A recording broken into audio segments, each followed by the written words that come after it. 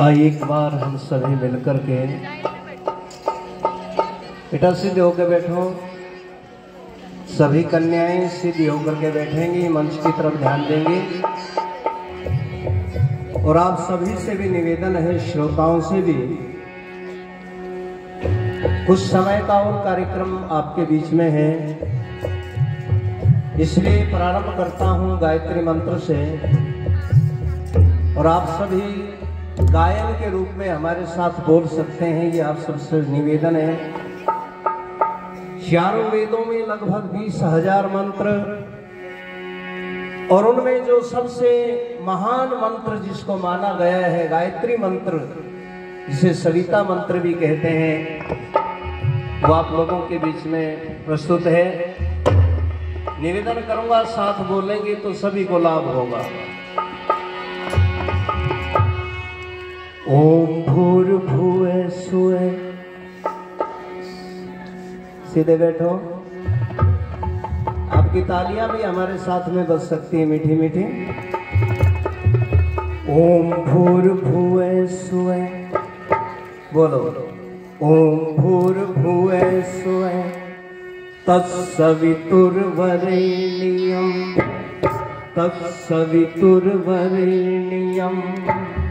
भर्गो देवस्य धीमहि धियो यो नः प्रचोदयात्। बोले ओम भूर्भुवः स्वः तत्सवितुर्वरेण्यं भर्गो देवस्य धीमहि धियो यो नः प्रचोदयात्।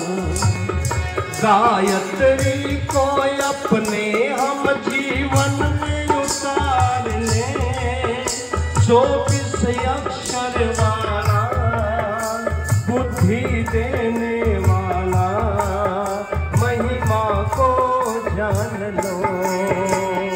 ओम भूर्भुवः स्वः तत्सवितुर्वरेण्यं भर्गो देवस्य धीमहि धियो यो नः प्रचोदयात्।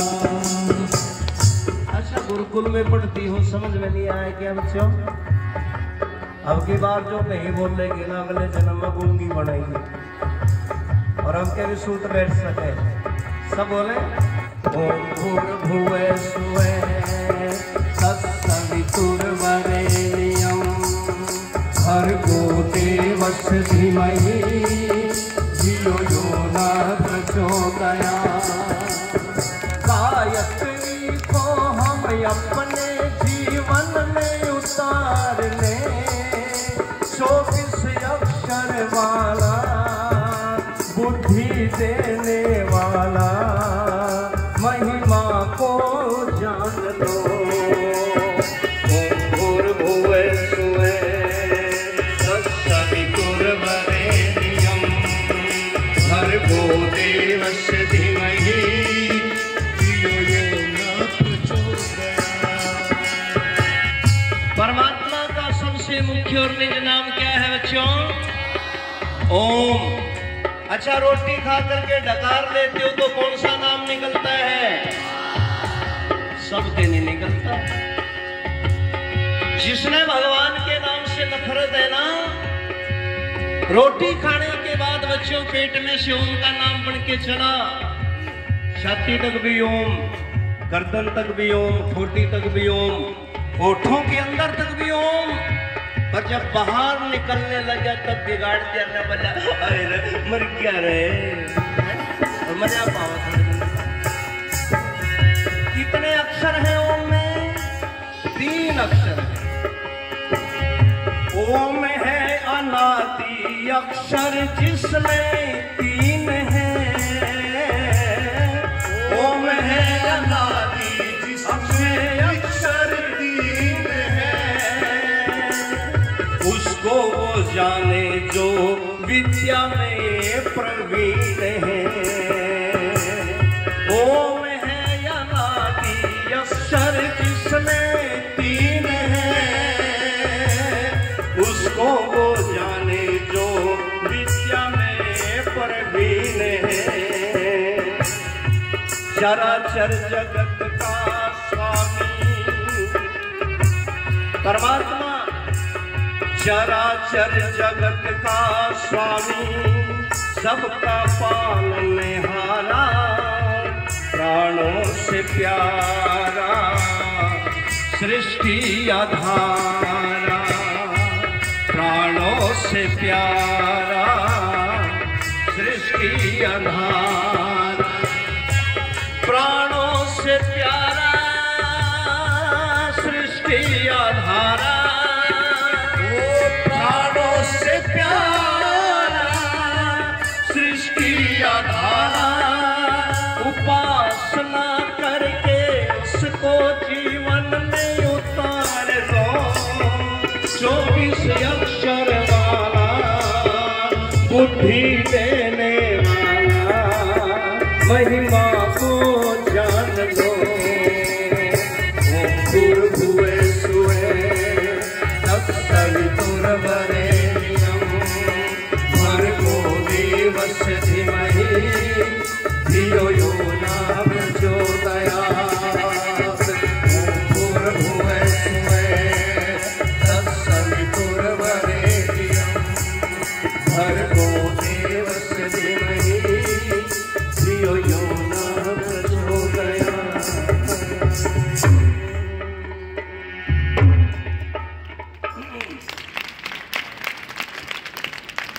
मंच पर विराजमान आज के कार्यक्रम के हमारे मुख्य अतिथि सम्माननीय ठेकेदार साहब हमारे शर्मा जी, और आज के कार्यक्रम के सम्माननीय अध्यक्ष महोदय आदरणीय श्री खजान सिंह आर्य जी, इस गुरुकुल के संचालक जिन्होंने बहुत संघर्षों से इस गुरुकुल को यहां तक पहुंचाया है और आगे से पहुंचाने के लिए प्रयास कर रहे हैं, मेरे बहुत ही आदरणीय भाई श्री बलजीत सिंह जी आर्य, मंच पर बैठी हमारी आदरणीय प्राचार्य जया बहन जी, सविता बहन जी, और सभी मंच पर बैठे हमारे विद्वजन पूज्य स्वामी जी महाराज, उपस्थित आर्य भद्र पुरुषों, नौजवान साथियों, प्यारे बच्चों, माता और बहनों, ये कन्या गुरुकुल डोभी, देखो इस गुरुकुल की यदि सारी स्थिति आपके सामने हम बताने लगे, जब इस गुरुकुल को बनाने का विचार किया गया आदरणीय महात्मा महेंद्र सिंह जी के द्वारा कुछ लोगों के साथ मिलकर के, तो उस समय किसी को ये पता नहीं था कि ये गुरुकुल आगे चल करके क्या बनेगा, लेकिन आहिस्ता आहिस्ता धीरे धीरे इस गुरुकुल के विषय में लोगों को पता चलना शुरू हुआ। इस इलाके के अंदर कन्याओं के पढ़ने का ऐसा कोई गुरुकुल नहीं था। महात्मा महेंद्र सिंह जी, अभी जब मैं हिसार से और इधर शीशवाड़ा गांव से खारिया होकर के आ रहा था, तो गांव की गली में घुस गया। मैंने कुछ लोग ताश खेल रहे थे, उनसे पूछा भाई साहब गुरुकुल का रास्ता कौन सा है? बोले जी ये सीधा जाएगा। तो जो ताश खेल रहे थे, मैंने उनसे कहा भाई साहब महात्मा महेंद्र सिंह जी के द्वारा स्थापित गुरुकुल उसमें चलो।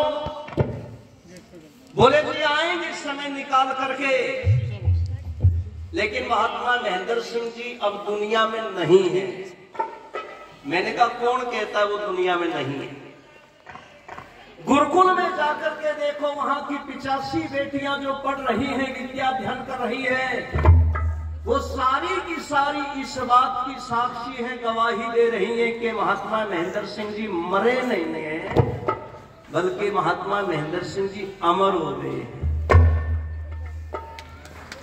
और मैं मानता हूं एक दिन ये गुरुकुल वो स्थान प्राप्त करेगा जैसे स्वामी श्रद्धानंद जी महाराज 2 बेटियों को लेकर के जालंधर के अपने मकान में बैठे थे, पुत्री पाठशाला खोल करके बेटियों, उस समय तो लोगों ने अपनी तीसरी बेटी को भेजने का रास्ता नहीं खोला था कि कोई अपनी बेटी को वहां पर भेज दे। निराश नहीं हुए स्वामी श्रद्धानंद जी, महात्मा मुंशी राम जी थे उस समय, और गुरुकुल खोलने की जो कहानी है वो आप लोगों ने पता है। कि उन्हीं की बेटी वेदवती जब ईसाई स्कूल से पढ़ करके आई और घर में उसने बैग रखा और गाना गुनगुनाना शुरू किया था, ईसा ईसा बोल तेरा क्या लगता है मोल, ईसा तेरा मेरा राम रमैया, ईसा मेरा कृष्ण कन्हैया। बेटी की उन लाइनों ने झकझोर दिया मुंशी राम जी को, और मुंशी राम सोचता है कि मुंशी राम तो आर्य समाधि बना फिरता है, लेकिन तेरी बेटी तो ईसाई बन चुकी है। स्कूल में जाना बंद, पुत्री पाठशाला खोली, 2 ही बेटियों को लेकर के वहां पर बैठ गए।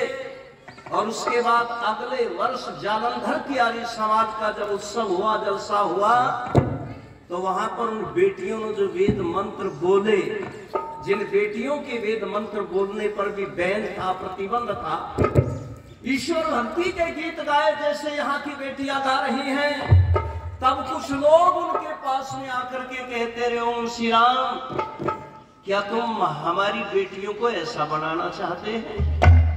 महात्मा मुंशी राम जी ने कहा, ये तो एक ही वर्ष का परिणाम है, अभी आगे देखो होता है क्या। और उस समय लोगों ने अपनी बेटियों को स्कूल की तरफ से बैग उधर नहीं रास्ता बल्कि महात्मा मुंशी राम की पाठशाला की तरफ मार्ग प्रशस्त किया। और आज वो गुरुकुल नहीं बल्कि जालंधर की महर्षि स्वामी दयानंद के नाम से महिला यूनिवर्सिटी बनी हुई। तो महात्मा महेंद्र सिंह जी की आत्मा आज भी जो है ना ये कह रही है, जहां भी वो होगी, एक बगीचा जो बेटियों के लिए मैंने लगाया है, और वो बेटियों का बगीचा आज फुलफित हो रहा है, आज फल फूल रहा है। इसलिए मैं एक निवेदन करता हूं, एक दुख भी होता है भाई, इतने बड़े इलाके के अंदर एक पुत्री पाठशाला, और उस पाठशाला के अंदर भी 85 बेटियां। ये इलाके के लिए शर्म की बात है कि नहीं? ईमानदारी से बताओ, ये सारे इलाके के लिए शर्म की बात है। और इन 85 बेटियों के अंदर भी जहां तक मुझे पता है बाहर की बेटियां अधिक है। महिला पंडित जी बिल्कुल सही कह रहे हो जी। वर्तमान में कन्या गुरुकुल में 10 राज्यों की बेटियां हैं। कन्या गुरुकुल में राज्य की 10 बेटियां, 10 राज्यों की बेटियां, 10 राज्यों की बेटियां हैं। इसलिए मेरे ऋषि ने, आचार्य ने, मैं निवेदन करता हूं अपने इलाके के सभी प्रबुद्ध आर्यों से कि भाई अब की बार महर्षि स्वामी दयानंद जी महाराज की 200वीं जन्म जयंती जो आ रही है 12 फरवरी को, और अब की बार जब यहाँ पर दाखिला शुरू हो तो कम से कम 200 बेटियां तो ले आओ यहाँ पर, कम से कम 200 बेटियां तो ले जाए। और मैं आपसे वादा करता हूँ 20 बेटियां मैं कहीं से भी ला करके निवेदन करके गुरुकुल में भेजूंगा। पहले भी 5-7 को मैंने प्रेरित किया है, तो इसलिए 200 बेटियां इस गुरुकुल के अंदर इस अगले वर्ष महर्षि स्वामी दयानंद जी की जन्म जयंती पर होनी चाहिए। क्यों जी? होनी चाहिए कि सारे इलाके के प्रमुख व्यक्ति बैठे हैं, इसलिए हम परिश्रम करें, मेहनत करें। और वो ऋषि की जो 200वीं जन्म जयंती आ रही है, बहुत बड़ा उपकार हमारे ऊपर है। और मैं तो कहा करता हूं कि धन्य है महर्षि, धन्य है, धन्य है, धन्य है वेद वीणा बजा कर गया, धन्य आना तेरा सत्य के श्रृंगार से, धन्य आना तेरा सत्य के श्रृंगार से, आत्मा को तू अपनी सजा कर गया। धन्य है महर्षि, धन्य है, धन्य है, धन्य है वेद वीणा बजा कर गया, सत्य के श्रृंगार से, आत्मा को तू अपनी सजा कर गया। धन्य है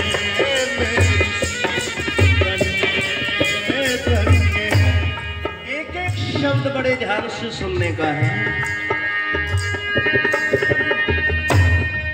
धन्य माता है धन्य तेरी कोख को, धन्य माता है धन्य तेरी कोख को, मूल शंकर सजो रतन पैदा किया, ज्ञान का सूर्य जिसने चमका दिया, वेद का सूर्य जिसने चमका दिया, सारे जग का अंधेरा मिटा कर गया। धन्य है महर्षि, धन्य है, धन्य है, धन्य है देववीरा बजा कर गया। धन्य आना तेरा रथ के श्रृंगार से, आत्मा को तू अपनी सजा कर गया।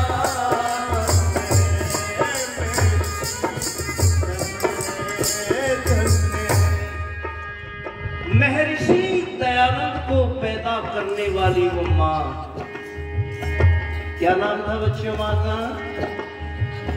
गुरुकुल की बेटियां हैं, नाम तो याद होना चाहिए आपको। धन्यवाद भाई वीरेंद्र आर्य जी, हमारे गुरुकुल के प्रधान जोलाना से। 100 रुपये हमारे पूज्य आचार्य जी देवदत्त जी, और 100 रुपये एक बहन और देकर के गई, उनको बहुत बहुत धन्यवाद। माँ का नाम क्या था बच्चों? यशोदा, हाँ अमृता, बहुत अच्छा। और पिता का नाम क्या था? कृष्ण जी तिवारी। देखो ये याद होने चाहिए हमारी के बच्चों को। हमारे घरों के अंदर यदि हम अपने महापुरुषों के और महान माताओं के नाम याद नहीं करेंगे तो पाकिस्तान वाले थोड़ा याद करेंगे बच्चों, हैं? इसलिए माता अमृतबेन और पिता कृष्ण जी तिवारी के घर में पैदा हुआ बालक मूल शंकर। और क्या कर दिया उन्होंने? एक ही घटना ने जीवन बदल दिया। कौन सी घटना थी वो?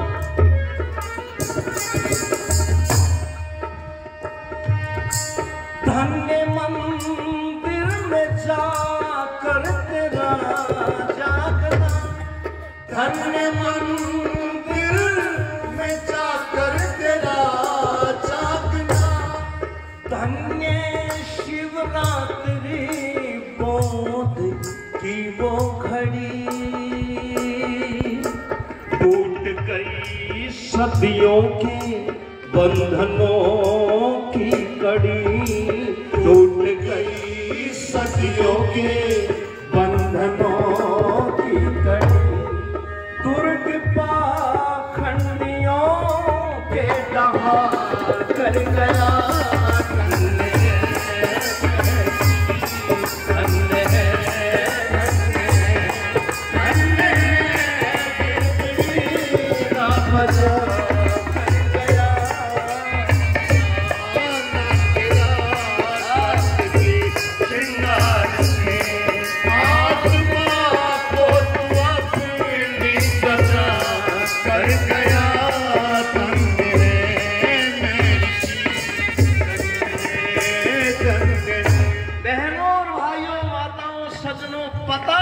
शिवरात्रि की उस रात से पहले कितने लोगों ने शिव की मूर्ति पर चूहे चढ़े देखे होंगे, उसके पश्चात आज तक भी चढ़ते हुए देख रहे हैं।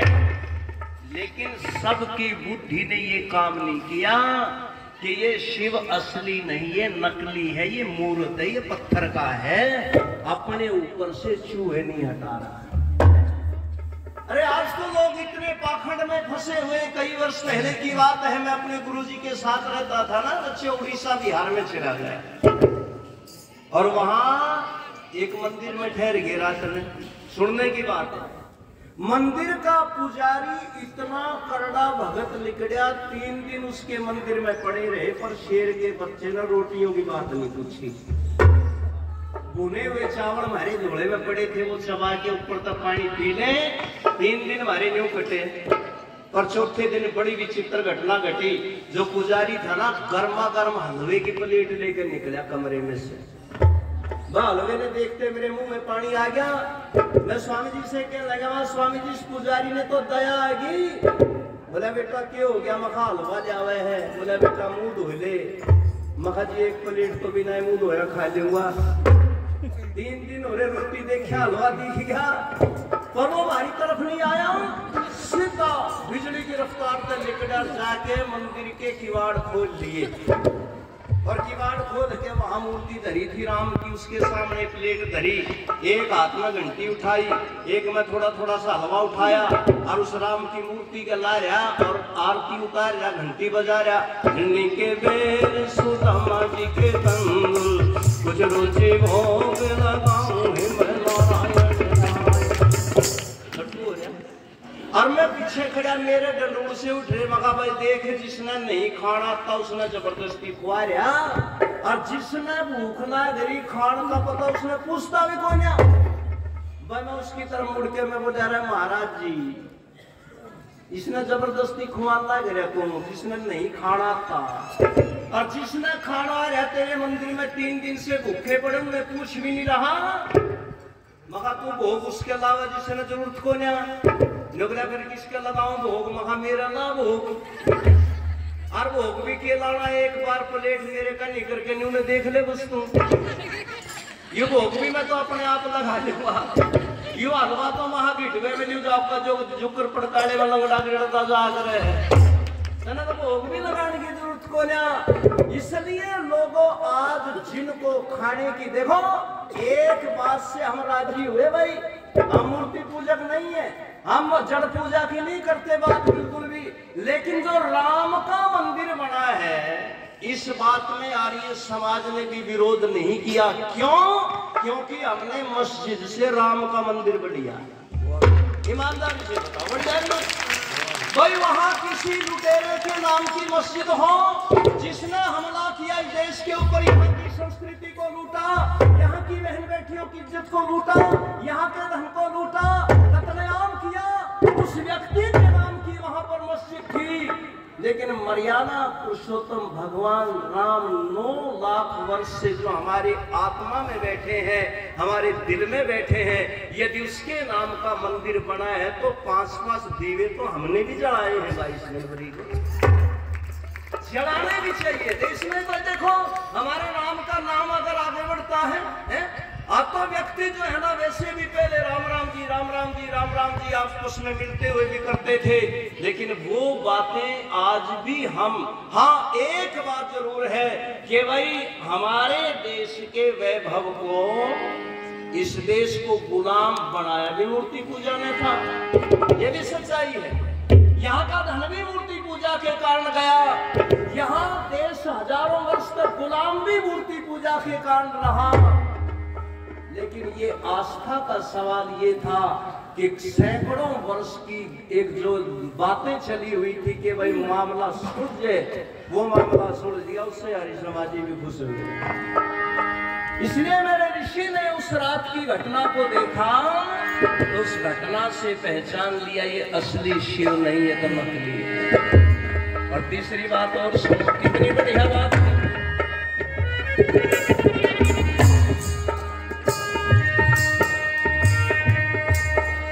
आपने एक बात और सुनी होगी कि 8 अजूबे इस दुनिया में, 8वीं अपनी जोड़ी। लोग कहते हैं ना 8 अजूबे हो लिए दुनिया में, पर बहनों भाइयों माताओं सजनों धरती पे एक ही अजूबा हुआ बस आज तक। 1 अरब 97 करोड़ 8,53,124 वर्ष में केवल एक अजूबा धरती के ऊपर हुआ है, ना उससे पहले हुआ ना उसके बाद हुआ, और वो अजूबा गजब हुआ, उसने बदल करके रख दिया भारत की नहीं बल्कि विश्व की तकदीर। क्या अजूबा?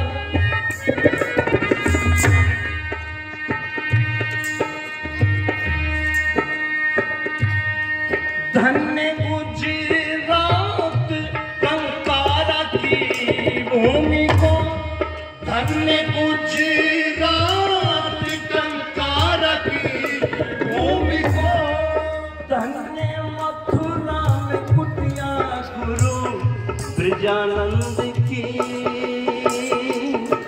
जहां पर जागी प्रतिभा दयानंद की। अब की बार तो सबके हाथों की ताली चाहूंगा इस लाइन के ऊपर, तो बजाना आप बाद में, लाइन पूरी हो जाए।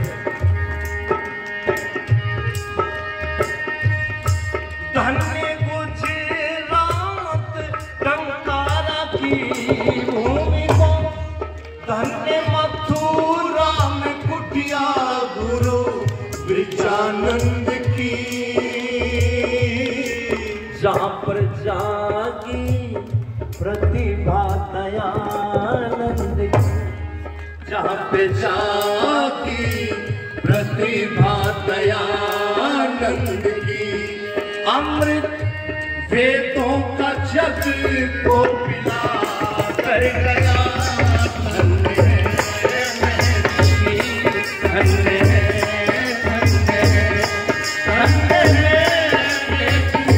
मेरा बचा कर गया, धन्य आना तेरा सच्चे श्रृंगार से आत्मा को अपनी जगह कर गया, धन्य है मेरी, धन्य है, धन्य है।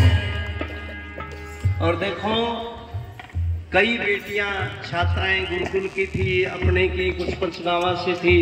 तो एक भजन मैंने सुना था गुरुकुल के अंदर देहड़वास में, उन्होंने कहा आचार्य जी वो भजन सुना रहा, तो मैं वो भजन आपके सामने इसी विषय से जोड़ करके सुना रहा हूं। सुनो बेटा, थोड़ी देर बैठ जाओ, ये उसको कूद से देखेंगे, बहुत बढ़िया मलखम के आसन होंगे बेटियों के। और ये अपनी बड़ी अच्छी परंपरा है कि यहाँ पर ये व्यायाम और सारी शिक्षा, वैदिक शिक्षा गुरुकुल के अंदर दी जाती है। हमारी सम्मान्य बहन आचार्य जया जी जो गुरुकुल लोहा कला की आचार्य है, पंचगांव, असल में अभी लोहा कला से आया हूँ मैं 2-3 दिन पहले, वो याद रहेगा बहन जी। तो 500 रुपए जो है वो पुरस्कार के रूप में दे रही है, अपनी के लिए ताली बजा के बहुत बहुत धन्यवाद। अरे मासे दीपचंद आर्य जी आप सब जानते हैं, देखो अच्छे भजनोपदेशक भी हैं, हमारा साथ भी दे रहे हैं और ये पुरस्कार राशि भी दोनों के लिए दे रहे हैं, बहुत बहुत धन्यवाद।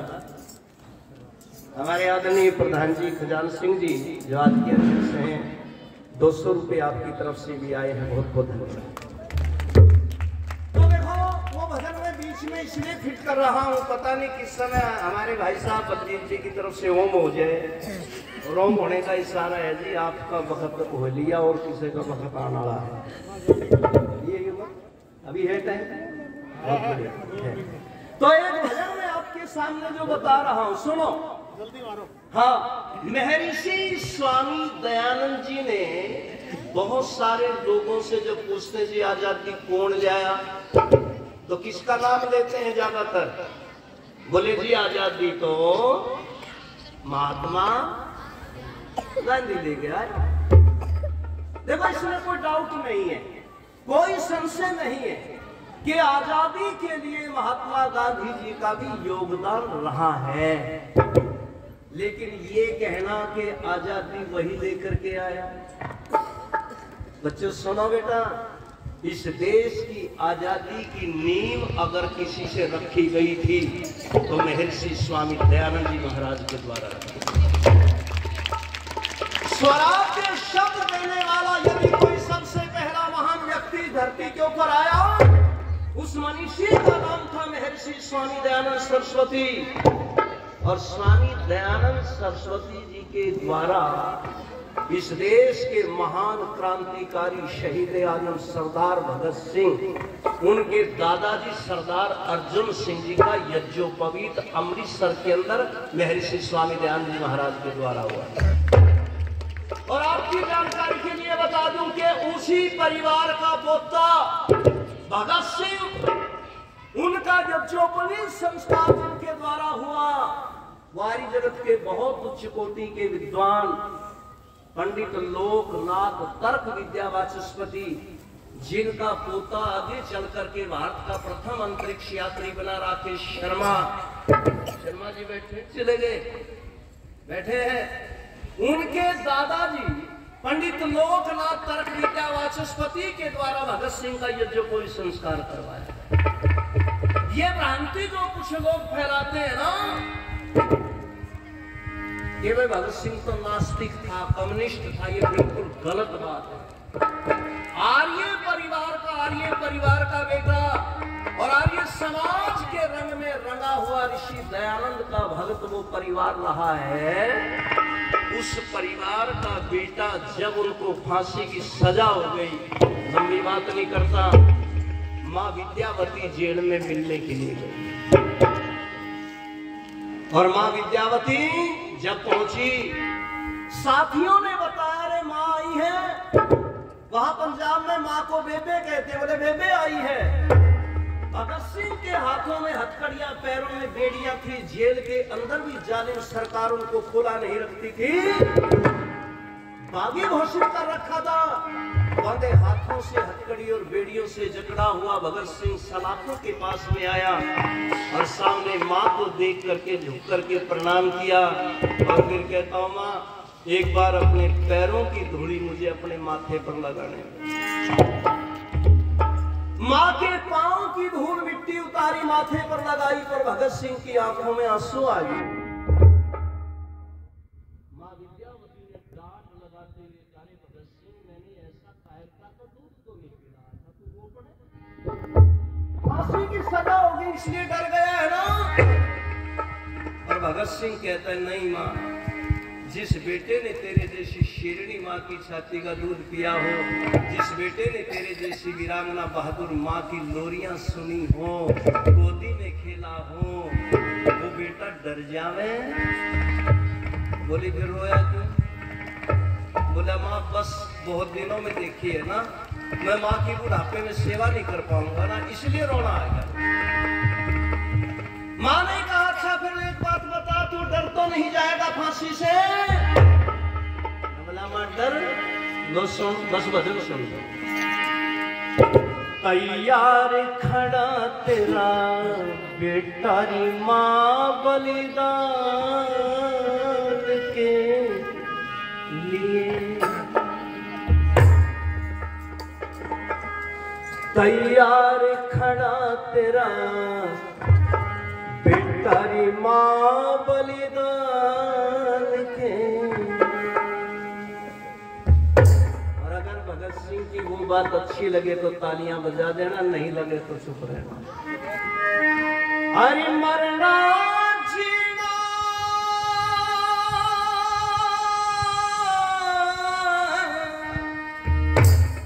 हो, मरना सब कुछ हिंदुस्तान के लिए, तैयार खड़ा तेरा बेटा मां बलिदान के लिए,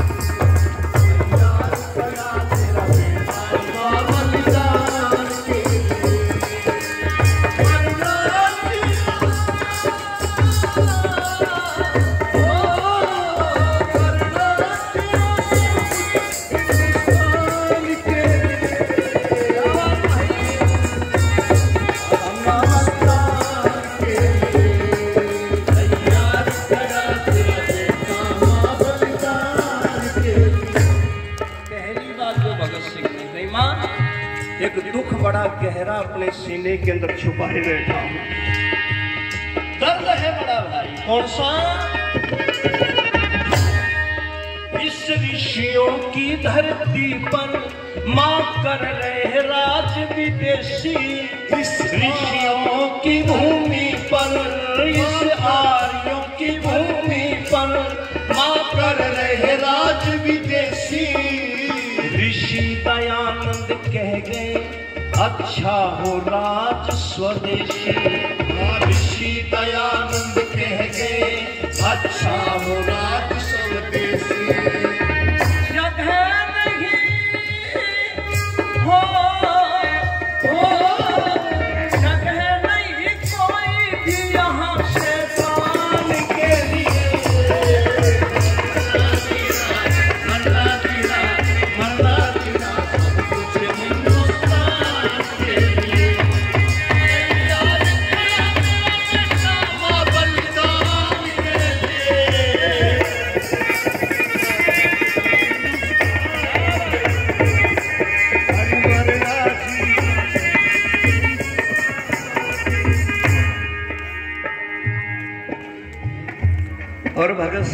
अगली जो बात कही समर्थन करोगे आप। मां फांसी करता ही बगावत क्यों, करता ही बगावत क्यों? अगर फांसी का डर होता और चढ़ाता भेंट माता की अगर एक और सर होता। इसलिए मां ये बेशक फांसी दे दो, नहीं पीछे कदम हटाऊं। ये बेशक फांसी दे दो, ना पीछे कदम हटाऊं। ये बेशक फांसी दे दो, ना पीछे कदम हटाऊं। हंसते हंसते माता जी मैं मौत को गले लगा। हंसते हंसते माता जी मैं मौत को गले लगा। और अब की बार तो आपके सभी के हाथ उठने चाहिए भगत सिंह के लिए जो उसने वाक्य बोला। वंदे मातरम हो, वंदे मातरम गाऊं देश महान के लिए। मरना जीना, मरना जीना,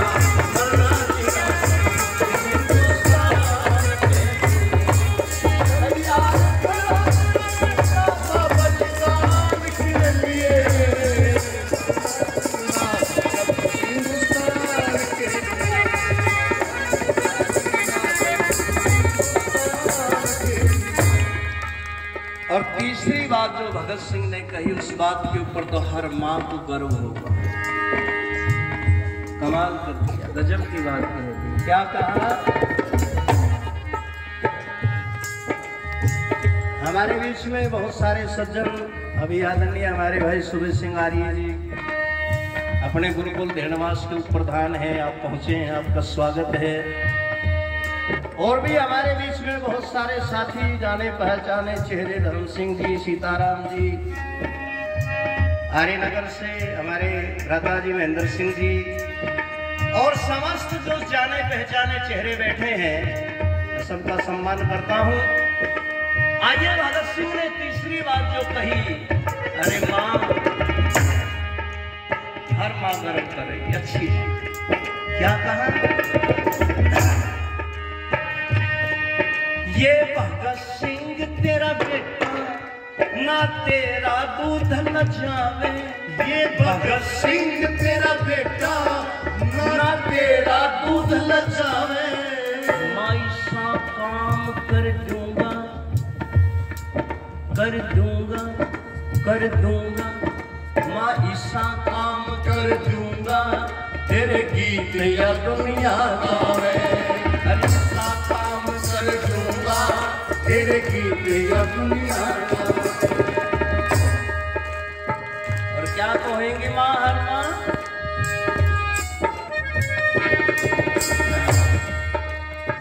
ऐसा काम कर दूंगा तेरे गीत या दुनिया तड़पेगी, हो तड़पेगी हर मां ऐसी संतान के लिए।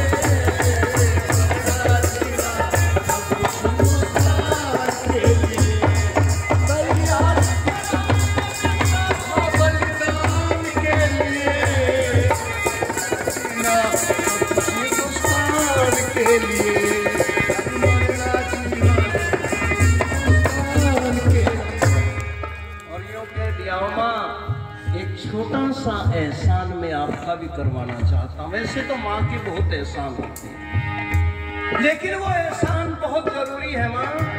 कौन सा?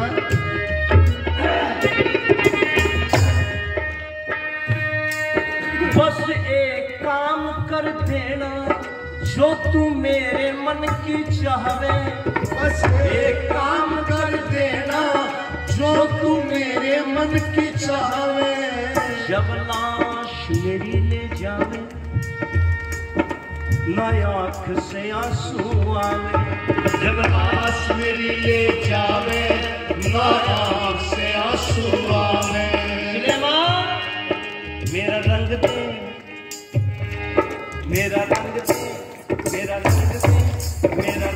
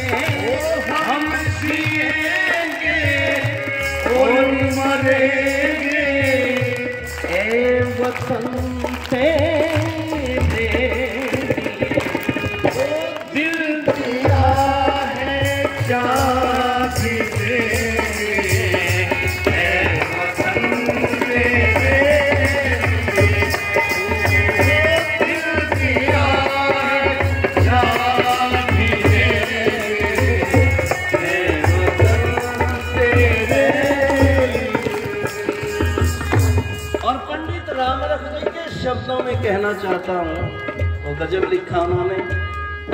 मेरे देश की धरती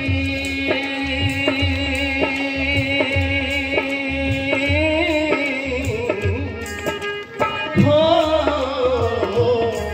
मेरे देश की धरती पैदा करती सदा सदा वीरों को।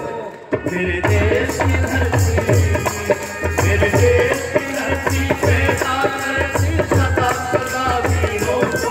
मेरे देश की धरती, बस एक काम कर देना जो तू मेरे मन की चाहे। जब लाश मेरी ले जावे ना आँख से आंसू आवे। जब लाश मेरी ले जावे ना आँख से आंसू आवे। मेरी चाची ताई हो, मेरी चाची ताई बुलवाइए वचन गाने के लिए।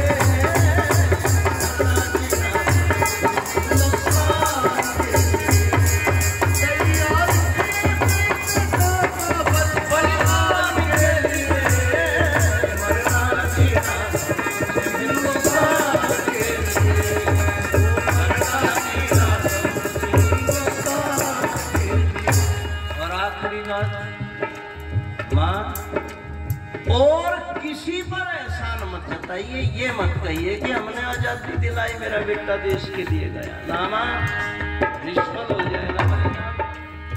इसलिए माँ,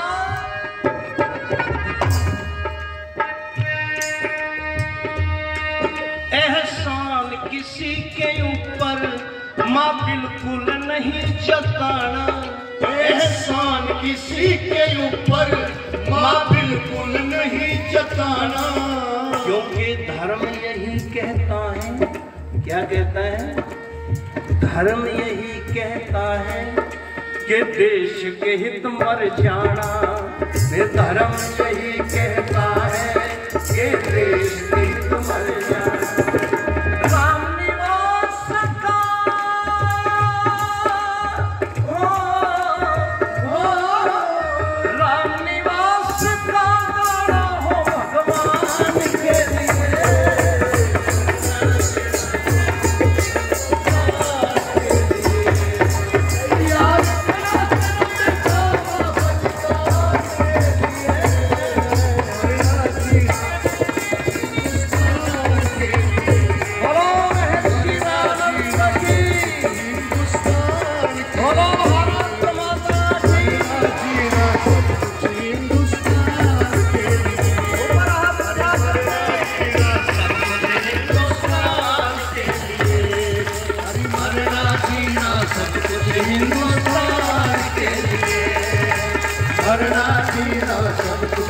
देश महान,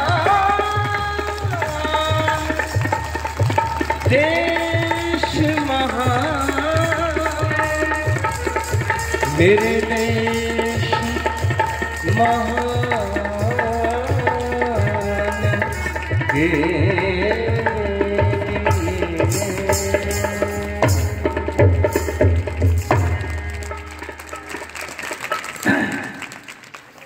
तो इस आजादी के लिए आर्य समाज का योगदान आप सब सुनते रहते हैं। 85% आर्यों ने बलिदान दिया है, तब देश को आजादी मिली। मेरे बहुत ही आदरणीय भाई सुबेश सिंह आर्य जी मुकलान से ये 200 रुपये देकर के आशीर्वाद मान सम्मान दे रहे हैं। बहुत बहुत धन्यवाद करता हूँ। और सुना दे, अच्छा चलो कई सभी इतने गम गए।